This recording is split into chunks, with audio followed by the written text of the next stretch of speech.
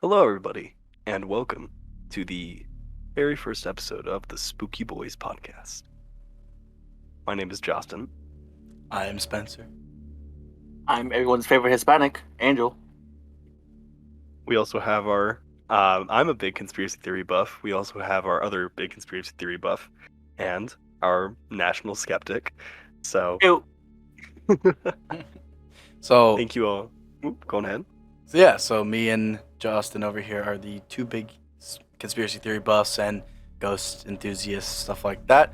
And then we have Angel down below us in that doesn't believe most of it tier, but he's still got some stories of his own. So we'll get into those eventually. Oh, we won't. Back to you, Justin. Oh. I'm looking forward to hearing if Angel has a couple of spooky stories, but thank you all so much for checking into our podcast here.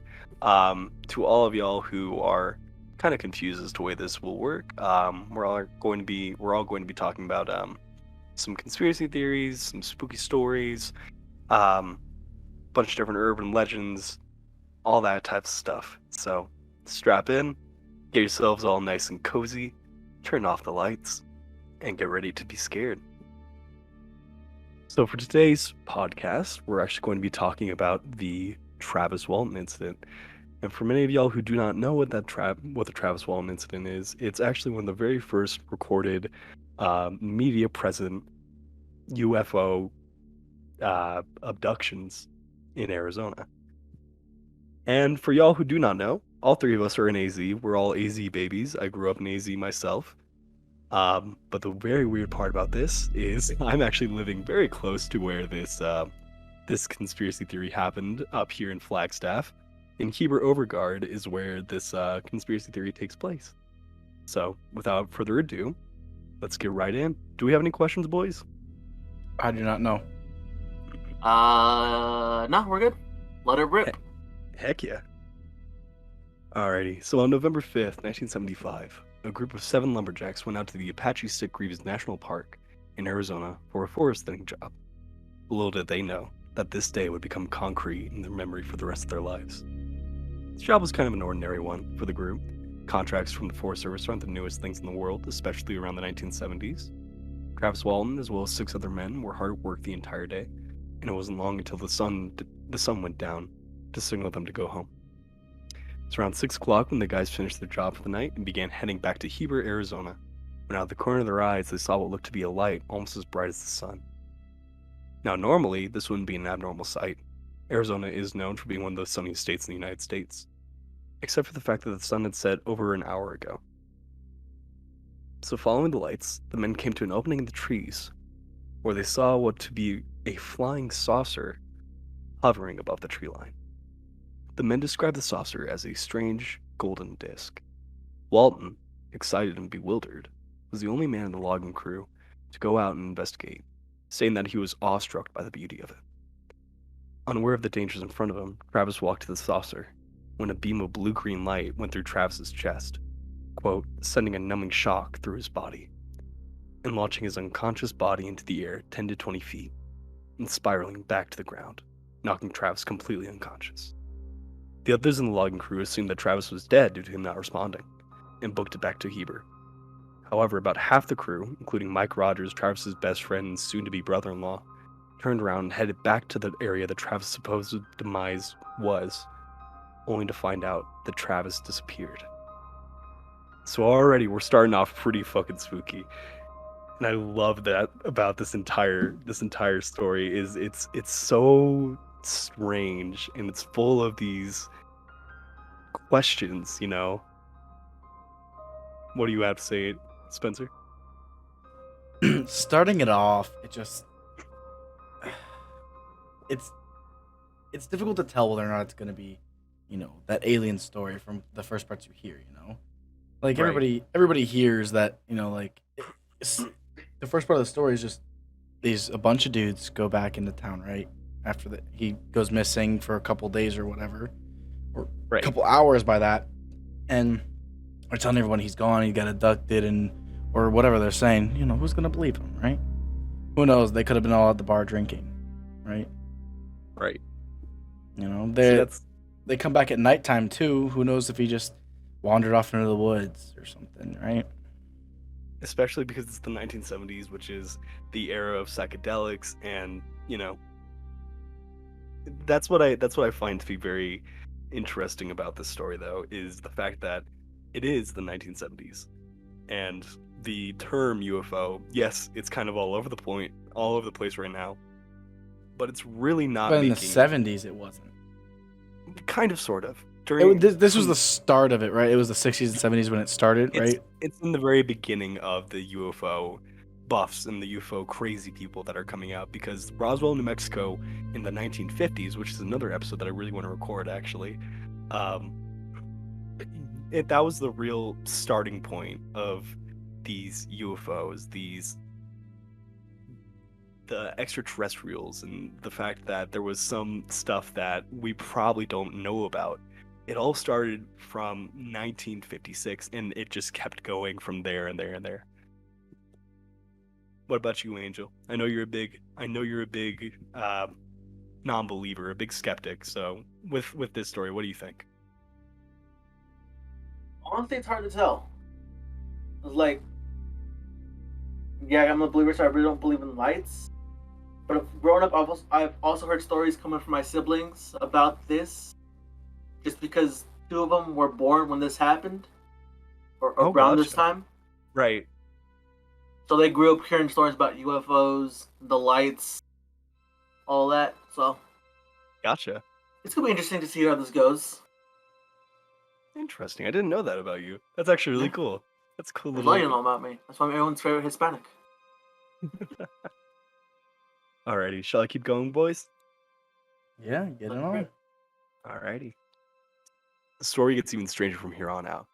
After returning to town, the men called the police and went under investigation for the remainder of Travis's disappearance. After being put under polygraph tests and psychological evaluations, all men's polygraph tests came back positive, and one came back inconclusive, meaning that the men were telling the truth about what they saw, or so they say. But where was Travis? Well, after 5 days and 6 hours of being missing, Travis Walton made a call to Mike from Holbrook Overguard. That's almost over 200 miles away from Snowflakes, which is where the men had drove to. So this is around 200 miles, about 2 hours away. And he was claiming that he needed a ride home. But what Travis saw was something that he would never forget. This is where I think this story takes a really interesting turn. I think it's really, really hard to debunk something when you have 6 men who believe in what they saw.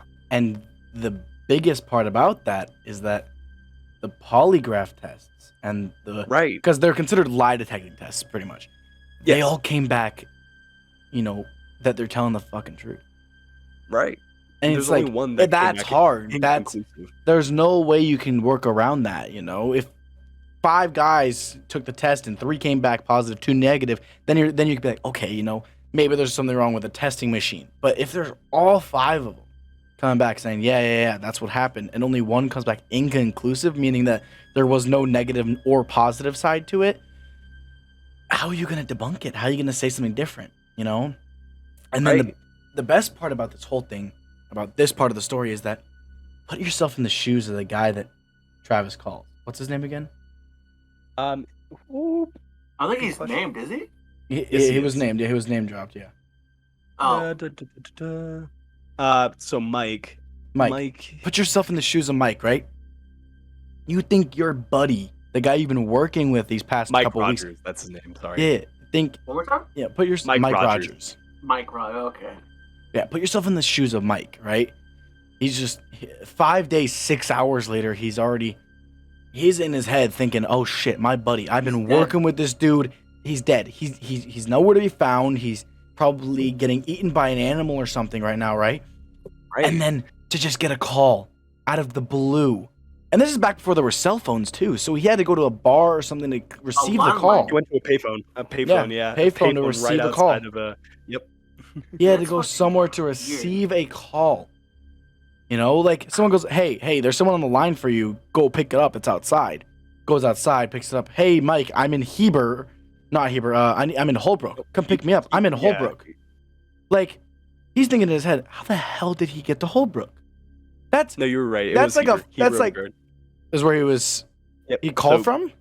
He calls. So I thought he called Travis from Walton. Holbrook, but he went missing in Heber.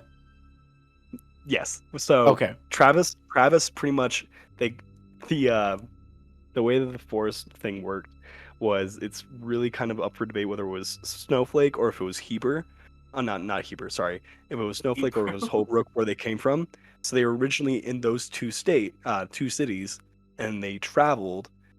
And essentially what happened was he went from an area close to Holbrook / Snowflake and got pretty much teleported to Heber Overguard, which is 200 miles away.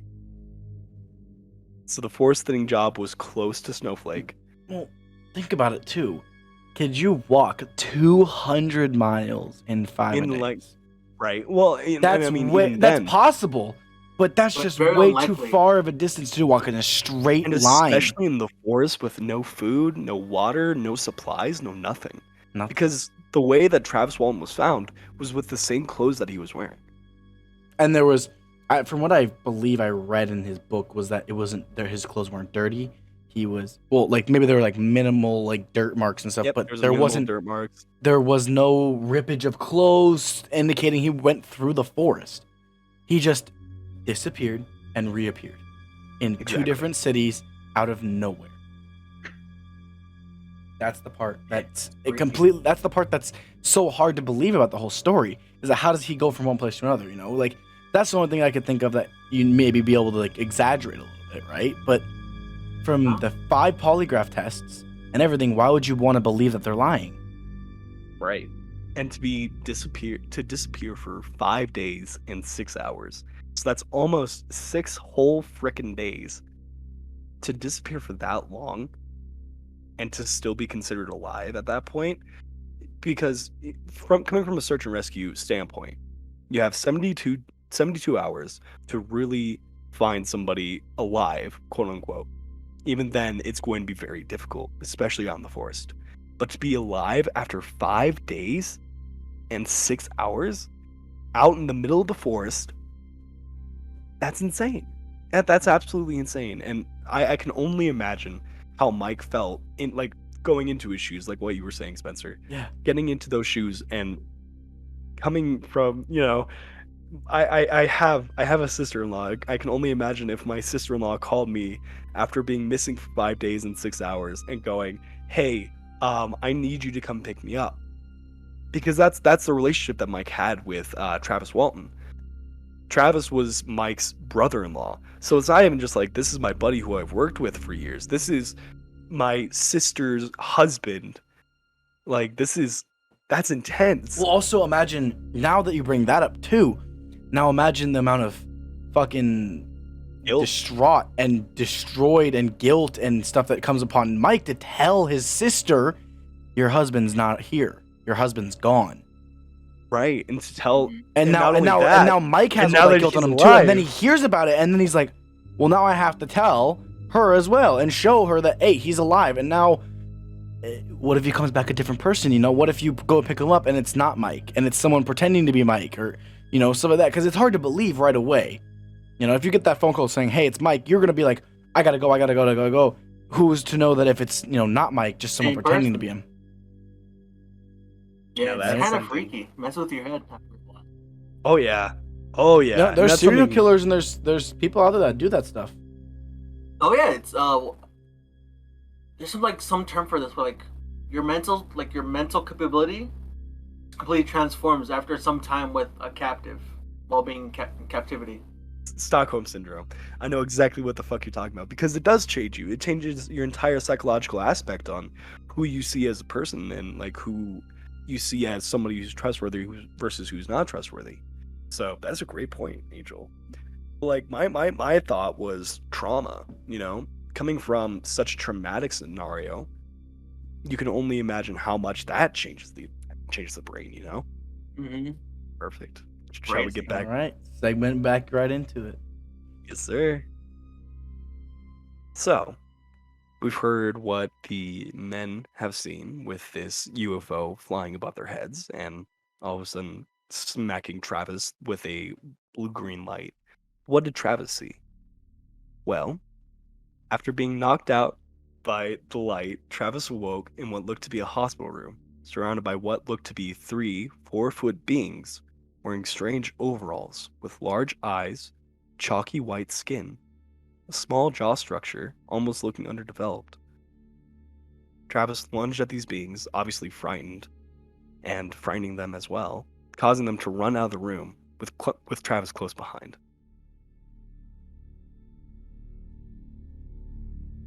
After going through corridor after corridor until he ran into something that looked a little bit more familiar, a human being.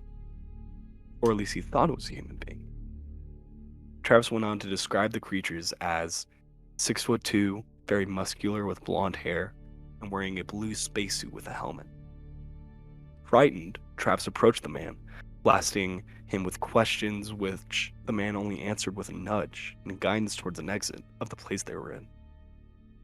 After coming to a door open without any real possibility of opening, Travis was able to escape, only to find out that he was aboard a spacecraft and managed to land himself into what looked to be a warehouse full of other crafts obviously not from this world. So while exploring this warehouse, Travis discovered 3 other beings similar to the one that escorted him off the spacecraft. 2 men and 1 woman, all eerily similar, kind of like they were part of a family, but not exactly clones. This group approached Travis and lightly pushed him onto a table near them and put a mask over his face, causing him to become unconscious once again. When Travis awoke, he was back in the forest, with a bright silver saucer floating above him and disappearing without a trace. Confused, tired, and in shock, Travis walked his way back to Heber Overguard and made a call to the only person he could think of, his best friend Mike. Now that is one of the craziest stories I have ever heard, and I love it so much.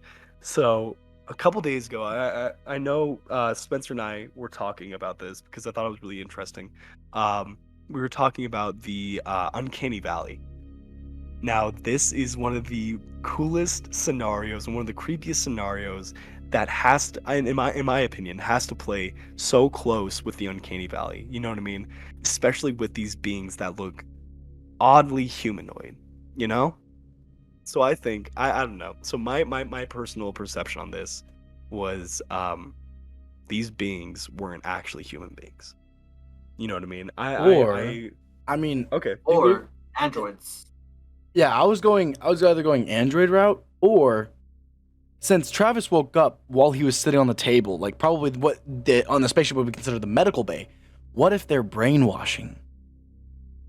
Oh God, that's What if they're brainwashing? Because a lot of people that get abducted don't know they got abducted, right? Right, Because until they like get down the road. brainwashed or whatever they want to call it. So what if Travis on this ship was about to get brainwashed, but he woke up before it? He woke up before they could start it and get it done with. That's interesting. So when he escaped, he's the only one that knows that he's human. The rest of them don't know. The rest of them just think he's foreign and that he needs the procedure done to him as well. Or you could go the android route as well. They want to make it seem like it's visually like, hey, I'm friendly, I'm not gonna hurt you, so that you go to them. Like a kid going to his mother, right? They feel like they're friendly and they go straight up to the mother, they hug them, they feel all safe. Same thing in this situation. You're out of your boundaries, you're out of your comfort zone, you have no idea where you are, you're already freaking out. What's the first thing you want? You want somebody familiar. You want something familiar. So that always gravitates you straight towards it. So that's what I would assume that one too. It could be an android.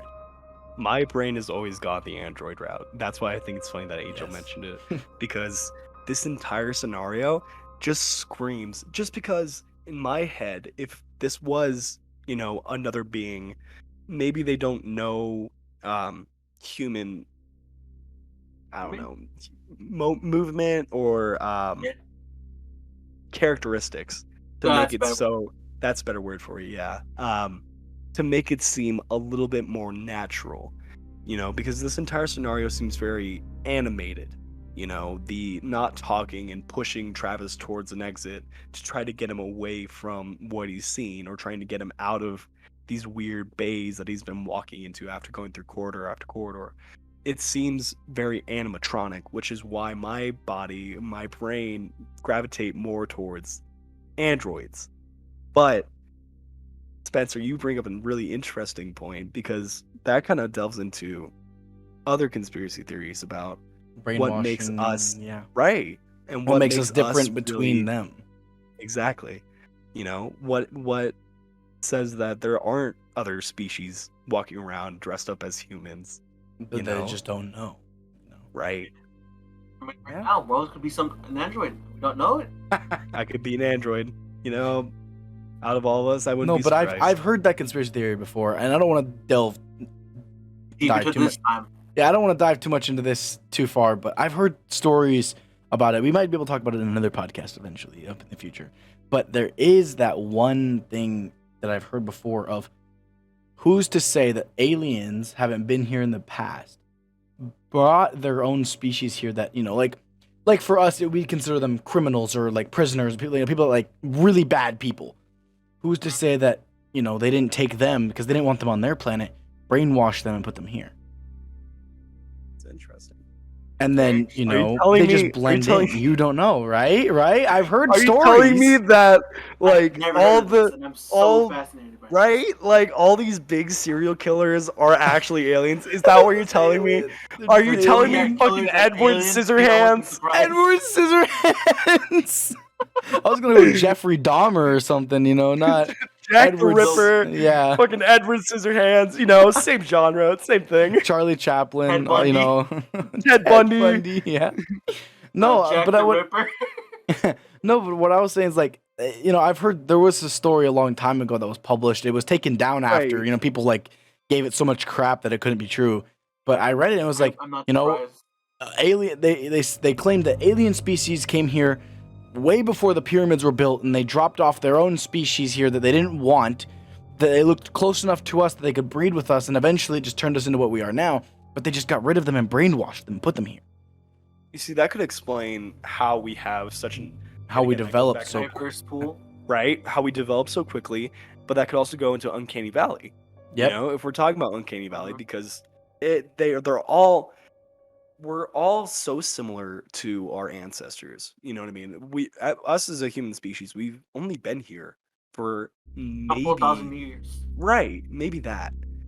So, who's to say that we aren't connected to an alien species that came before us? And that's why we have the technology that we do now, and that's why developed we so were able quickly. And right, and that's All how the we were able pyramids, to for build example. pyramids, and that's how we were able to do Stonehenge. Like this is a reptilioids. whole I'm telling you, yeah, reptilioids. I'm telling you. reptilians, man. Fucking Illuminati I'm shit. telling you. Man, Fucking right now, Zuckerberg's over here, dolphins. guys. Them aliens. Zuckerberg's coming for us. It's a I'm telling whole- you. It's a whole other conspiracy theory that we need to dive into. That's what I'm hearing. I'm hearing we got Alright. more episodes coming up. That's all I'm hearing. Exactly. More podcasts, right? I'm All right, down, I'm now down. before we get too far off Oh, no, but topic get again, serious. before we get too far off topic again, let's finish this story out. Yes, sir. So Travis has undergone numerous polygraph tests and psychological appointments to try to make sense of his disappearance, with not only his time missing in Travis's memory, but the entire memory of the encounter itself. With insufficient evidence from 2 polygraph tests on television and 1 at the police station in Heber, Arizona, both came back inconclusive. However, there have been other polygraph tests paid for by many ufologists who have seen Travis in other groups as well, which have come out positive for him telling the truth of his encounter as a whole. So the real question is, what do you think, audience? Is Travis telling the truth? Was this a giant misunderstanding stemming from a possible drug use? Are there really big gray beings watching us from the stars, waiting to steal us away for days on end? We may just never know. See, I like Alright. to end it. I like That's I a little, like- it's a little spooky. right, but I love that little tidbit of information, because I am always one of those people, even though I'm a hardcore believer of UFO stories, I like to look at it as no, not everything is what it seems to be. You know, True. especially with Travis's 2 different polygraph tests coming back inconclusive, not But then, coming but back then, false. but then after that, even after that, the aliens Ufologists? conspiracy, yeah, those guys, Yeah. they take the test and then all of a sudden it's positive now. Right. Like that's for me. Like if I was as skeptical as some people are, that's where I would be like, that doesn't, like how do we know if we trust them? They already believe in it. They're over here Right. telling us they already believe in UFOs, aliens, and all this stuff. Now they're taking they're letting Travis do a test in their facility to see if he's telling the truth now all of a sudden. If I was skeptical, I'd believe that. But since I'm not skeptical, how do you know? How do you know? So here's the thing with me, right? Especially because there's so many other polygraph tests done by the other lumberjacks, right? That caused, this to be a little bit more believable. So what's saying that because, you have these 6 other men who are saying that they understand what's happened, they know the scenario that went down, and they're saying that this is 100% truth, what's causing Travis to really hold back, What's causing Travis to be the outlier of this scenario, to make it so he's the one that doesn't really understand what's going on? Could it be head trauma? Could it be what we were talking about before, brainwashing? It's all really a big matter of perspective, because these things could be what's playing into making him not believe. It's really all up to the viewer and up to the listener. It's up to the interpreter. Yeah. Exactly. Yeah, we pretty can much. sit here all day and tell everybody, or me and Justin's point of view, that Bo can. I we can, believe sure. that we believe it. He's telling the truth, right? But at the end of the day, 100%. at the end of the day, it comes down to what you believe. If you don't believe in aliens, then you don't believe in the story. If you don't believe in other people's If you do, experiences, more power to you. yeah. So please, ladies and gents, and everybody of every other being, please Every let us other know. being. Every other leave your being. leave your theories down in the comments of what you think happened as well with Travis Walton, and we will get back to you on those in the comments and everything. So I doubt Also- we will, but yeah. We'll try our hardest. we'll try. We also have our own Discord. If you are interested in giving us your own personal UFO stories, we would love to read them out. It doesn't just as have well to be as- anything and UFOs. It can Right, be anything paranormal, conspiracy theory wise, or anything along those Supernatural, any of lines. that stuff. Yeah, anything along those lines. Go ahead and visit our Discord. It's in the link below, and you could be possibly on the Spooki Bois podcast episode someday in the future if you want to deal with that.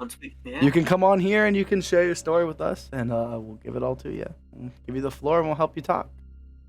Exactly. But yeah, thank you guys for joining us and the first ever Spooki Bois podcast episode, and we'll see you in many, many more in the future. Stay Stay spooky, y'all. And stay spooky.